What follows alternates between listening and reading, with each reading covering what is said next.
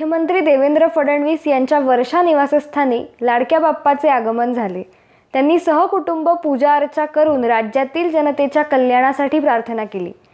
मुख्यमंत्री फडणवीस यांच्या मातोश्री सरिता फडणवीस, पत्नी अमृता फडणवीस, कन्या दिविजा फडणवीस तसेच इतर अधिकारी कर्मचारी उपस्थित होते।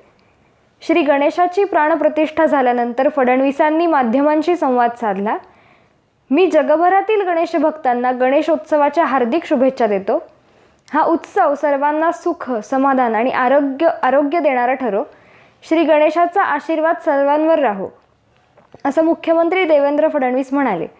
श्री गणेश हे विघ्नहर्ते आणि आराध्य दैवत आहेत। ते आपल्या देशावर, राज्यावर येणारी संकटे दूर करोत आणि प्रत्येकाच्या मनोकामना पूर्ण करोत, अशी प्रार्थना त्यांनी विघ्नहर्त्याच्या चरणी केली।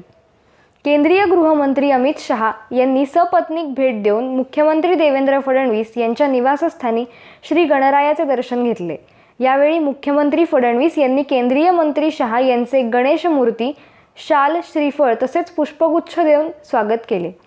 यावेळी उपमुख्यमंत्री एकनाथ शिंदे, सांस्कृतिक कार्यमंत्री तथा मुंबई उपनगर जिल्ह्याचे पालकमंत्री ॲडव्होकेट आशिष शेलार, पणन आणि राजशिष्टाचार मंत्री जयकुमार रावल, कौशल विकास मंत्री मंगल प्रभात लोढा, आमदार रवींद्र चव्हाण, अमित साटम आदी उपस्थित होते। दरम्यान महाराष्ट्रात बाप्पाच्या आगमनाने मंगलमय उत्सवाची सुरुवात झाली आहे। गेल्या वर्षभरापासून ज्याची आतुरतेने वाट पाहिली जात होती, त्या गणरायाचे राज्यभरात मोठ्या उत्साहात आणि धूमधडाक्यात आगमन झाले।